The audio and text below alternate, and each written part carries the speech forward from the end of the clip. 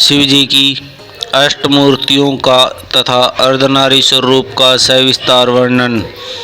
नंदी जी कहते हैं, ए सूर्यशाली मुनि, अब तुम महेश के उन श्रेष्ठ अवतारों का वर्णन श्रवण करो जो लोकों में सबके संपूर्ण कार्यों को पूर्ण करने वाले अतएव सुखदाता है। तात यह जगत उन परमेश्वर शंभु की 8 मूर्तियों का ही स्वरूप है।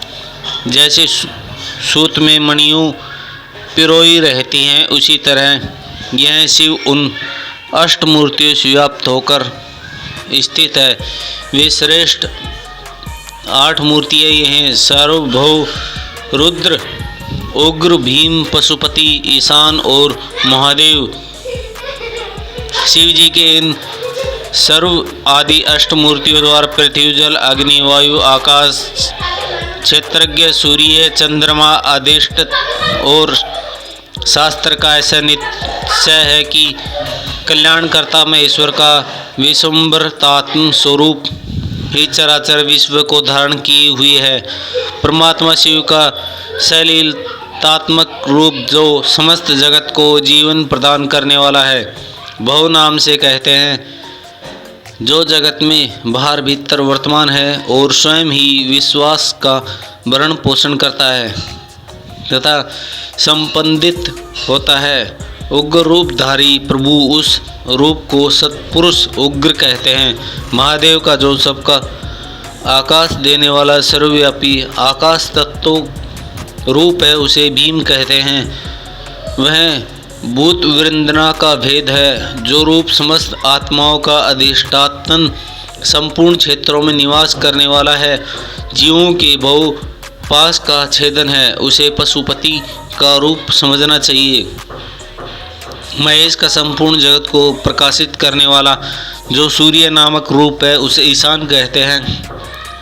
वह भूलोक में भ्रमण करता है। अमृतमयी रश्मियों वाला जो चंद्रमा संपूर्ण विश्व को आह्लादित करता है। शिव का वह रूप महादेव नाम से पुकारा जाता है। आत्मा परमात्मा शिव का 8वां रूप है। यह मूर्ति अन्य मूर्तियों की व्यापिका है, इसलिए सारा विश्व शिवमय है। जिस प्रकार वृक्ष के मूल को सींचने से उसकी शाखाएं पुष्पित हो जाती हैं, उसी तरह शिव का पूजन करने से शिव रूप विश्व प्रतिष्ठित होता है। जैसे इस लोक में पुत्र पौत्र आदि प्रश्न देखकर पिता हर्षित होता है, उसी तरह शिव को भली भांति हर्षित देखकर शंकर को आनंद मिलता है।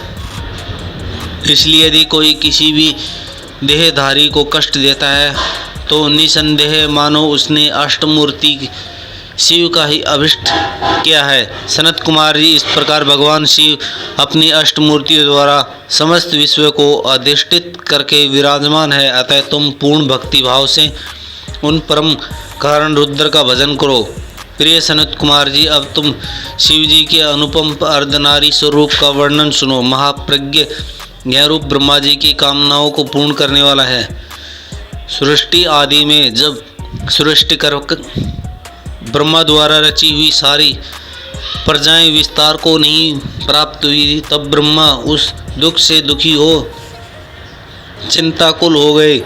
उस समय यूँ आकाशवाणी, ब्रह्मन अब मैथुनी सृष्टि रचना करो। उस व्योम वाणी को सुनकर ब्रह्मा ने मैथुन सृष्टि उत्पन्न करने का विचार किया, परंतु इससे पहले नारियों का कुल ईशान प्रकट ही नहीं हुआ था, इसलिए पग योनि ब्रह्म मैथुन सृष्टि रचने में समर्थ न हो सके। तब वे यूं विचार करके शंभु की कृपा से बिना मैथुनी प्रजा उत्पन्न नहीं हो सकती, तब करने को उद्यत हुए। उस समय ब्रह्मा पराशक्ति शिव सहित परमेश्वर शिव का प्रेम पूर्वक हृदय से ध्यान करके घोर तप करने लगे। तदंतर तपोन अनुष्ठान में लगे हुए ब्रह्मा उस तीव्र तप से थोड़े ही समय में शिव जी प्रसन्न हो गए। तब वे अष्टहारी शंकर पूर्ण सच्चे नंद की कामना मूर्ति पृष्ठ होकर अर्धनारी के रूप में ब्रह्मा के निकट प्रकट हो गए।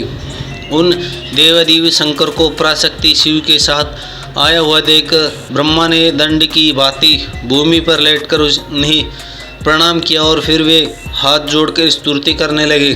तब विश्वकर्ता देवाधिदेव महादेव महेश का परम प्रसन्न होकर ब्रह्मा से मेघ की सी गंभीर वाणी में बोले।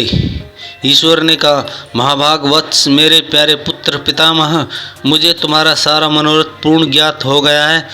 तुमने जो इस समय प्रजाओं की वृद्धि के लिए घोर तप किया है, तुम्हारे उस तप से मैं प्रसन्न हूँ और तुम्हें तुम्हारा अभिष्ट प्रदान करूँगा। यूँ स्वभाव से ही मधुर तथा परम उद्गार वचन कहकर शिवजी ने अपने शरीर के अर्धभाग से शिवादेवी को पृथक कर दिया। तब शिव से पृथक होकर प्रकट हुई उन पराशक्ति को देखकर ब्रह्मा विनम्र भाव प्रणाम करके उनसे प्रार्थना करने लगे।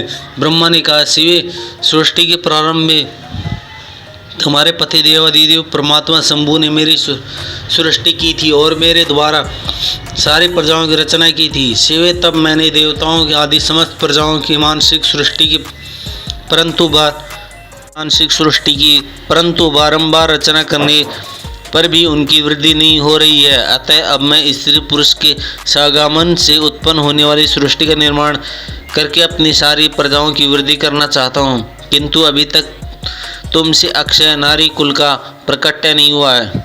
इस कारण नारी कुल की सृष्टि करना मेरी शक्ति के बाहर है। चूँकि सारी शक्तियों को उद्गम स्थल तुम ही हो, इसलिए मैं तुम अखिलेश्वरी ब्रह्मा शक्ति से प्रार्थना करता हूँ। शिवे, मैं तुम्हें नमस्कार करता हूँ। तुम मुझे नारी कुल की सृष्टि करने के लिए शक्ति प्रदान करो, क्योंकि शिव प्रिय इसी को तुम चराचर जगत की उत्पत्ति कारण समझो।